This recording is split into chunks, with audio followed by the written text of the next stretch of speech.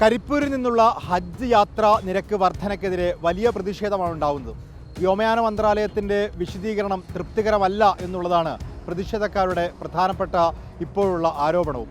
ഈ മലബാർ ഡെവലപ്മെൻറ്റ് ഫോറത്തിൻ്റെ ആഭിമുഖ്യത്തിൽ ഇപ്പോൾ വായ് മൂടിക്കെട്ടിയുള്ള ഒരു പ്രതിഷേധം കോഴിക്കോട് ബീച്ചിൽ രക്തസാക്ഷി മണ്ഡപത്തിൽ നടക്കുകയാണ്.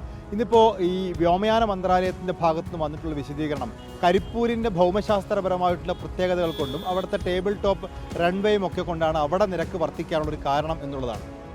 വ്യോമയാന വകുപ്പിൻ്റെ മന്ത്രിക്കോ വ്യോമയാന വകുപ്പിൻ്റെ വക്താവിനോ വ്യോമയാന മേഖലയെക്കുറിച്ച് ഒരു അംശം പോലും അറിയില്ല എന്നാണ് ആ പ്രസ്താവനയിൽ നിന്ന് മനസ്സിലാവുന്നത്.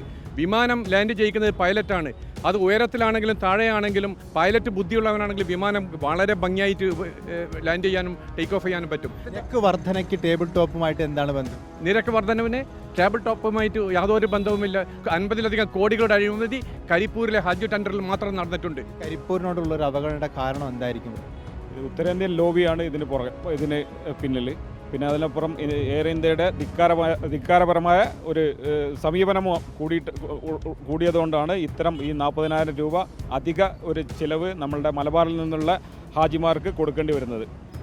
ടെൻഡർ നടന്നു എന്ന് പറയുന്നുണ്ടെങ്കിൽ കൂടി നമ്മുടെ ഈ വിമാന അപകടം നടന്നതിന് ശേഷമാണ് കരിപ്പൂരിനെ ഇതിൽ അവഗണിക്കാൻ തുടങ്ങിയത്.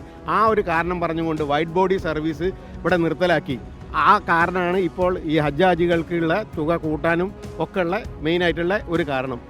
2024 9,000-ൽ പരം ഹാജിമാർ കരിപ്പൂരിനെ ആശ്രയിച്ചിരുന്നുവെങ്കിൽ ഇത്തവണ അത് വെറും 5,000-ൽ പരം മാത്രമാണ്. വലിയ കുറവ് ഹാജിമാരുടെ എണ്ണത്തിൽ കരിപ്പൂരിൽ ഉണ്ടായിട്ടുണ്ട്. അതിൻ്റെ കാരണം ഇത്തരത്തിൽ കരിപ്പൂരിനെ നശിപ്പിക്കാനുള്ള ശ്രമമാണെന്നാണ് പറയുന്നത്. വീഡിയോ ജേർണലിസ്റ്റ് ഷബീർ വടക്കേങ്ങർക്കൊപ്പം VS Ranjith, reporter in reporter.